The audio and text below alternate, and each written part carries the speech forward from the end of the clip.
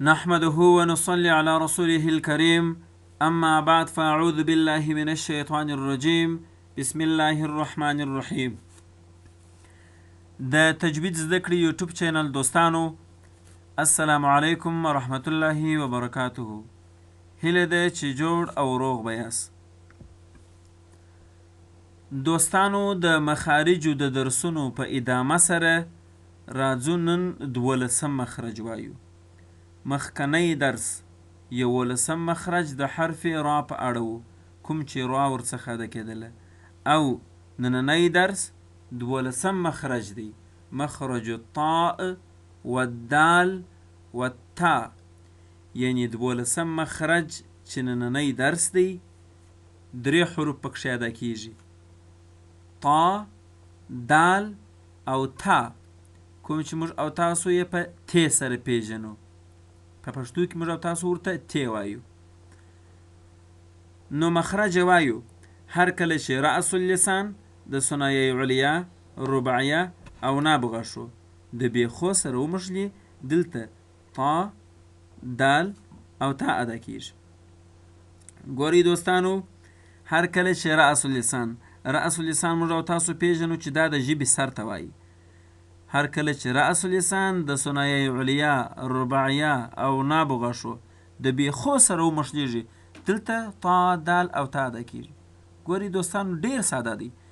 د ژبې سر رأس اللسان نه پورته کیږي، د ثنایه علیا، رباعیه او نابغه شو د بیخو سره مښلي، یعنی د ژبې سر د 3 قسمه غشو د بیخو سره چې ومښلېږي، دلته طا، دال او تا ادا کیږي. د ژبې سر چې کله د ثنایه علیا، رباعیه او نابغه شو د بیخو سره ومښلېږي، دلته طا، دال او تا ادا کیږي.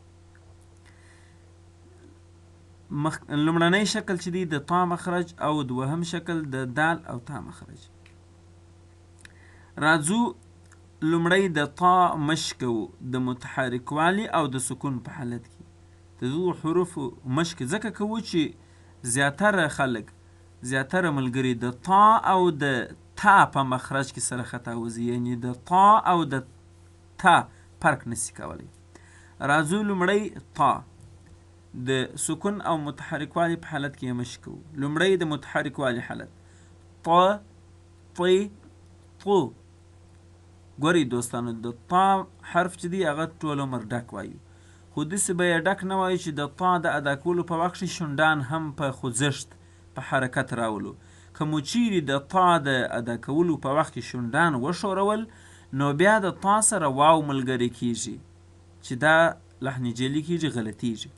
ګورئ، د طا چې کله زور ولري موږ او تاسې داسې وایو طا، طا. که مو داسې ویلي چې توه، نو بس غلط سو، د طا سره مو واو ملګری کوي. اوس مثلا دلته نوشته دی طا، طا. که دا زه داسې وایم چې طوا، بس غلط، طوا. ګورئ شونډان مو سره وښورل، نو د طا د ادا کولو په وخت به شونډانو ته حرکت نه ورکوي. څنګه یې تلفظ کوو؟ طا، طی، طو. د سکون په حالت کې اط، اط، اط.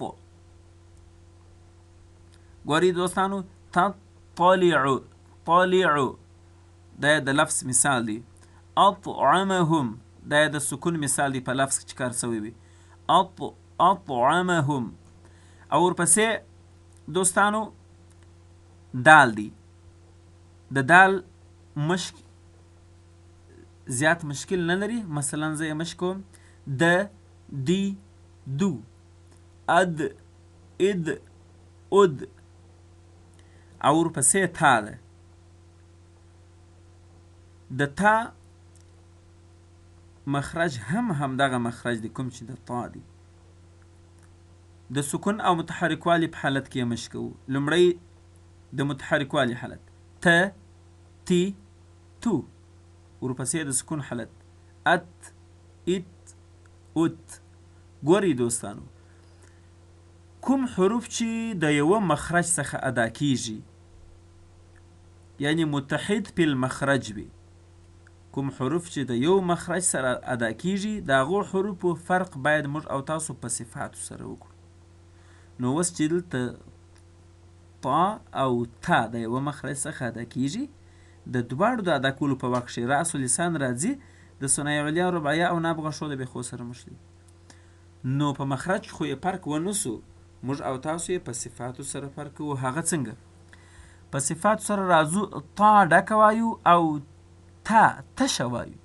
په طا کې قلقله صفت دی او په تی کې بیا قلقله صفت نسته.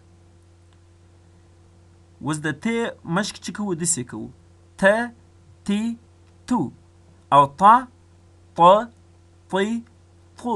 ګوري څونه فرق دی دوستانو. د سکون په حالت کې ګوري ات ات ات، او طا اط اط اط.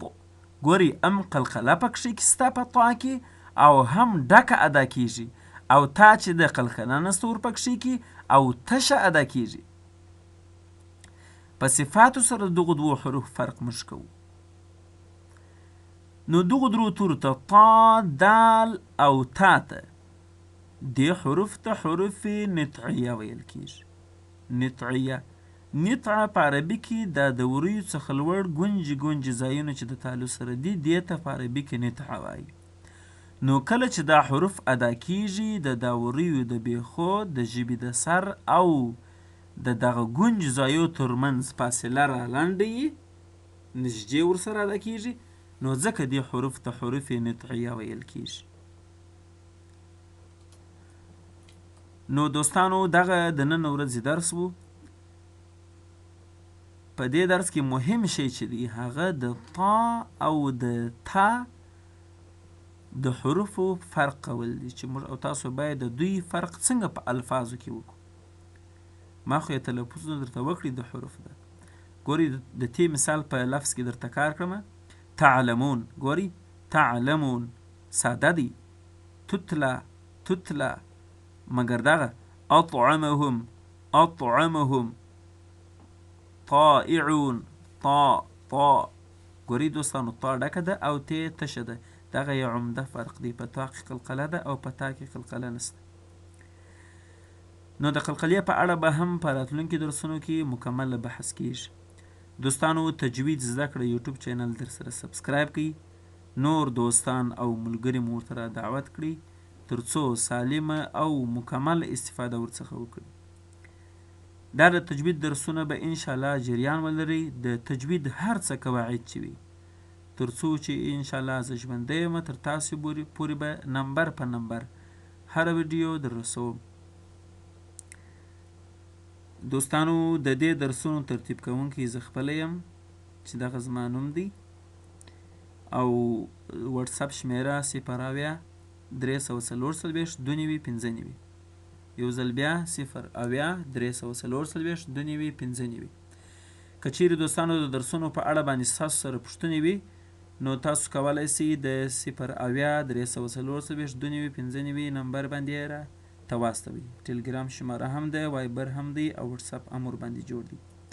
او که یې چیرې په ویډیو کې د کمنټ د لارې پوښتنه کولی شئ، هم یې کولی شئ. انشاءالله تر موږ پورې را رسیږي، پر وخت به یې تاسو ته جوابونه درکړل شي.